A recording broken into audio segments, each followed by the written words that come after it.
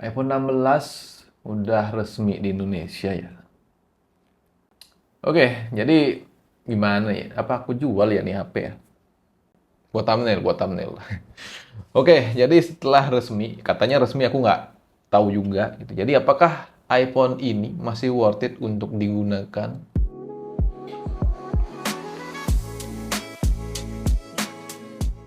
Ya ini 16 ya. 16 lagi. Ini 15 ya. Jadi ini 15 ya yang standar. Anggap aja 15S standar. Oke. Jadi setahun yang lalu aku memutuskan untuk membeli iPhone 15. Alasannya ya pakai USB-C, ada Dynamic Island, kameranya lumayan bagus dan ya ini masih baru waktu itu. Tapi setelah setahun, apakah iPhone ini masih layak digunakan atau mengalami penurunan performa seperti baterai dan fitur-fiturnya apakah ada yang dipotong? Kita akan bahas di video kali ini. Oke, jadi iPhone ini kondisi fisiknya setelah setahun itu masih oke. Karena aku tuh masih pakai casing, tapi ini kotor anjir. Aku bersihin dulu. Meanwhile, Nggak bersih. Udahlah. Oke, langsung aja. Jadi kondisi fisik ini masih cukup oke karena aku sering pakaiin casing ya, tapi ternyata ada beberapa goresan dan kotoran di casing tersebut. Frame-nya juga halus dan masih oke. Mungkin karena aluminium kali ya bahannya.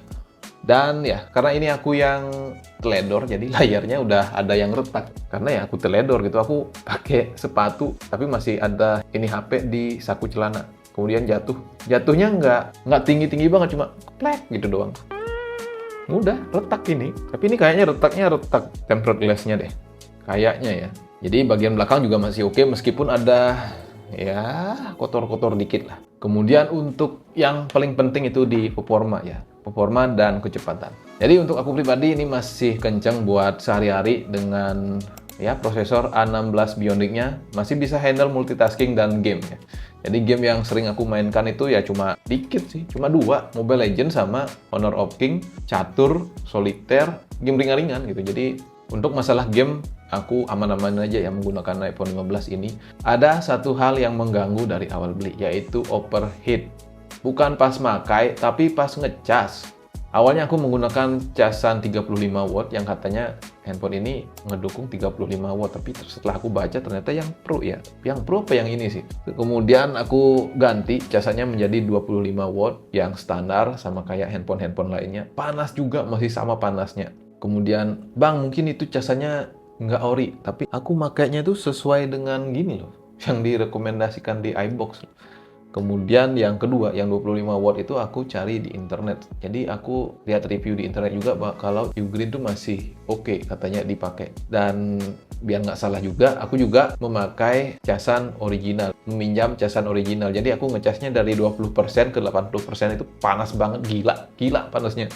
Jadi aku kadang menggunakan cooling yang ada kipasnya itu yang biasanya buat main game gitu, karena saking panasnya. Karena hal tersebut lah, jadi ya ketahanan baterai itu berkurang di 85% baterai health-nya. Kemudian kemarin aku cek siklus ngecasnya itu di 400-an kali kalau nggak salah. Katanya sih wajar, tapi karena ada nih temanku juga beli di hari yang sama gitu. Jadi siklusnya juga hampir sama, hampir mirip, bahkan siklusnya lebih tinggi dia.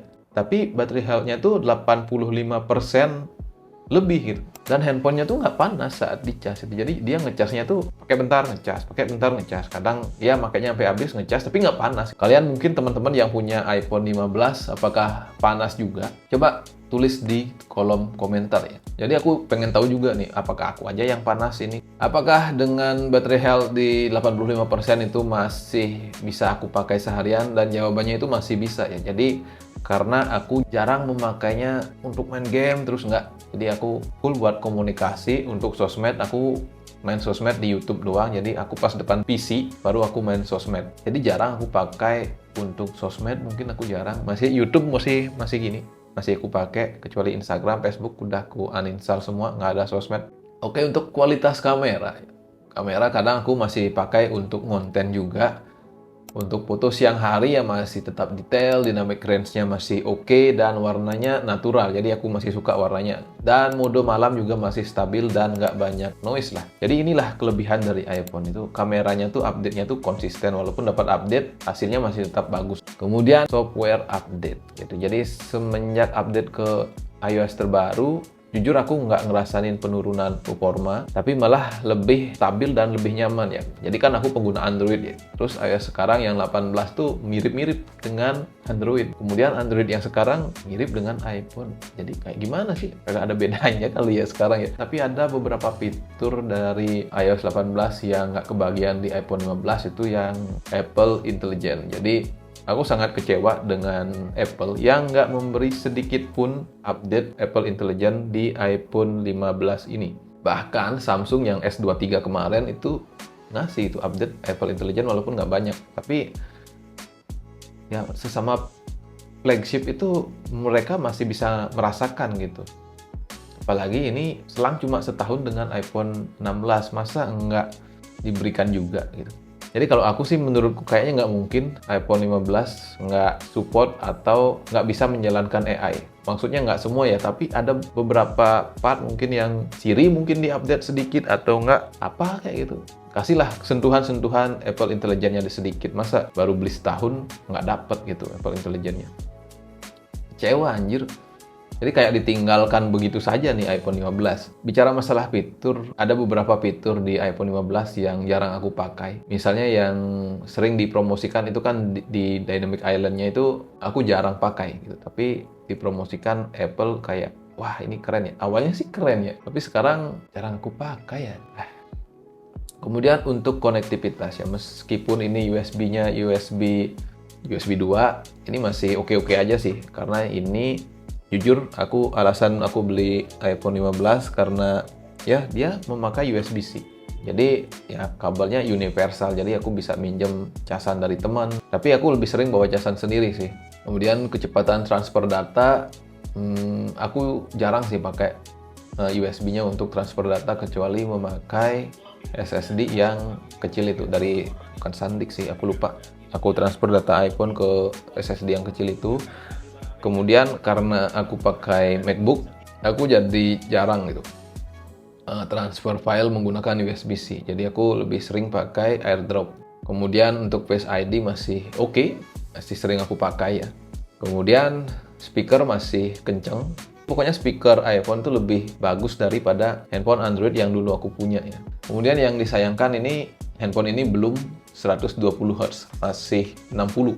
Jadi scrolling sosmed itu kalah smooth dibanding Samsung. Kemudian harga dan value-nya ya. Kalau di iBox, aku cek iPhone 15 itu harganya di sekitaran 12,5 juta. Oke teman-teman, ternyata pas aku edit video ini kemudian cek kembali harganya berada di 11,5 juta. Turun 1 juta dari harga sebelumnya. Kalau tanya worth it atau enggak sih, menurutku kalau mau pakai handphone ini tanpa mempertimbangkan nggak ada Apple Intelligence-nya sih masih oke-oke aja ya dipakai ya, masih oke sih. Tapi mungkin karena aku FOMO tentang teknologi, aku ya pengen gitu ada Apple Intelligence-nya. Mungkin kayak Dynamic Island ya, pakainya sebentar aja terus ya udah gitu, nggak aku pakai lagi Apple Intelligence-nya. Mungkin kalau kalian yang nggak mentingin Apple Intelligence, masih worth it kok. Untuk 2-3 tahun ke depan nih handphone ini masih worth it ya. Ini handphone ini masih worth it. Tapi kalau kalian perlu fitur yang banyak gitu, kayak Apple Intelligence, terus mungkin zoom telefoto, kemudian layar yang 120, mungkin better ambil yang 16 Pro atau enggak 15 Pro lah. Oh ya, 16e juga diumumin Samsung lagi, diumumin Apple. Jadi mungkin ya ada pertimbangan menarik untuk ditukar ke 16e. Jadi kayak ada yang ditambah, ada yang dikurangi. Tapi menurutku mending better 15 ketimbang 16e sih. Semenjak nonton review yang lain ya. Tapi yang di video sebelumnya, aku ya 16e sama 15 hampir mirip-mirip aja sih ya. Kalau dari segi fitur dan lainnya. Tapi katanya ya cinematic mode tuh nggak ada, makro nggak ada, terus apa lagi ya? sensor 48 megapikselnya itu nggak sama seperti di iPhone 15 ya. Itu lebih lebih kurang sedikit ya sensornya. Emang masih 48 megapiksel tapi mungkin ukuran sensornya yang berkurang. Mungkin seperti itu ya untuk yang 16i-nya. Aku belum lihat review secara mendalam sih. Malah ngalor ngidul ya. Kesimpulannya nih, iPhone 15 ini masih worth it dipakai. Nih, masih worth it dipakai dan ya mungkin di 2 tahun atau 3 tahun ke depan masih worth it dipakai sih. Mungkin buat kalian yang ada budget lebih, ya mungkin langsung aja di iPhone 16 ya. Tapi untuk kalian yang nggak ada budget, ya tunggu aja iPhone 16 masuk. Mungkin ini akan lebih murah dari harga sekarang. Mungkin di sekitaran 11 juta mungkin ya.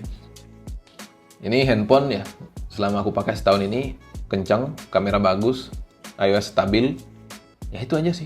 Pokoknya aku nih masih enak pakai, cuma ya kecewanya itu. Dari Apple nggak memberikan update untuk bisa nih nyicipin sedikit aja fitur Apple Intelligence-nya di sini.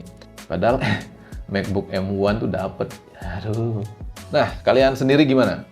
Ada yang pakai iPhone 15 juga? Coba tulis pengalaman kalian selama setahun menggunakan iPhone 15 ini. Oke, sekian ya video review.